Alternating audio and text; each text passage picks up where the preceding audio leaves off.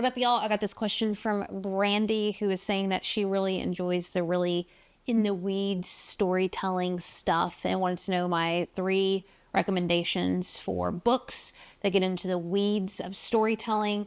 So, number 1, I'll say Storyworthy by Matthew Dix. I talk about this book constantly.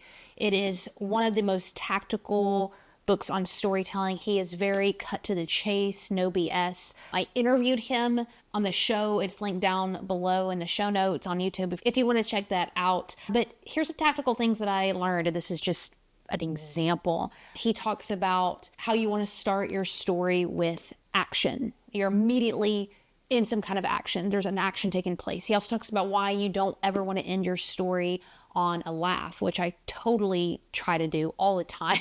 And I even asked him in the interview why that is. But he is a performative storyteller. He gets on stage and shares short form stories at places like The Moth, and this book is absolutely incredible, Storyworthy. The next one that I have is Matthew Luhn, The Best Story Wins. I interviewed this guy too. He is a storyteller from Pixar and shares his storytelling experience from that perspective. And here's a couple of examples from this book that I learned about. Character transformation, really understanding how the character not only externally but internally transforms through the story. He also gives tips about why using specific statistic and numbers actually affect our brain a little bit different when we're telling stories. I recently heard Stephen Barnett, Diary of a CEO. Y'all know who I'm talking about. It's one of the biggest podcasts right now. And he actually shared that at a conference that I recently went to, that when he's communicating with folks, if he uses something very, very specific, he sees a correlation with action being taken versus a generalized statement. That's why at the beginning of his podcast, you hear a statistic. 49% of you are not subscribed on Spotify, so please subscribe. He doesn't just say most of you or half of you. He says a specific number. And so Matthew Luhn talks a little bit about why that is and some of the methodology around storytelling at Pixar. So The Best Story Wins. Stephen King. I have not interviewed Stephen King, but if you know Stephen King, tell him holla at your girl. This book on writing is freaking fire. First of all, he goes through his journey as a writer, his backstory.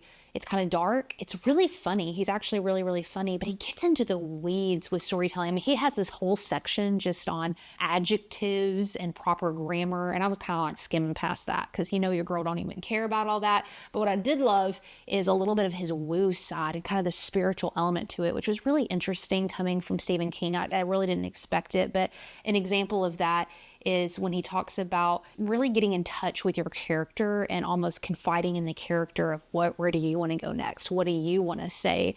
And you as a human stepping out of the way from the story. So Rob Bell talks a little bit about this, I think, in our podcast interview. Again, we'll link that down below when he was writing his book.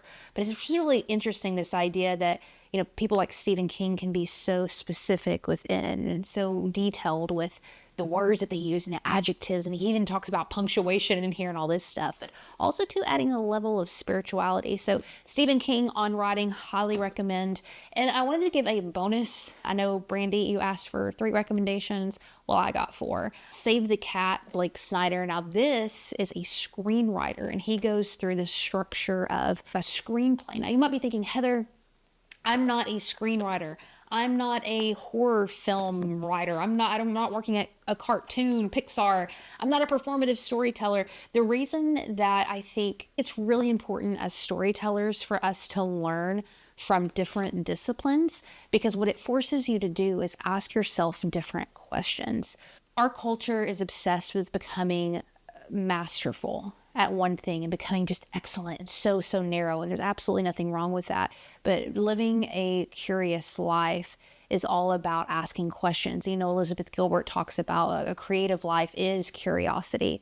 And so if we're not able to take an object and look at it from different angles and different perspectives, we don't fully understand it. And so if you're wanting to become a storyteller, I think it's really important to pull from these different disciplines, comedians, people, who do stage plays, screenwriters, heck, moms who can get their kids to go to bed early, still trying to figure out how to do that one, you know what I'm saying? So read these different books. An example of I'm not writing screenplays. So this goes into a very detailed, almost nerdy outline of how to write a screenplay. But I've taken that outline and I've looking at my short form stories that I'm telling on social, or when I go to the Moth and I perform a story, and asking myself different questions that I never would have asked if I hadn't have consulted with indirectly a screenwriter. An example is in screenwriting, they have, or at least what Blake Snyder advocates for is, I think it's right into scene 2, the second act.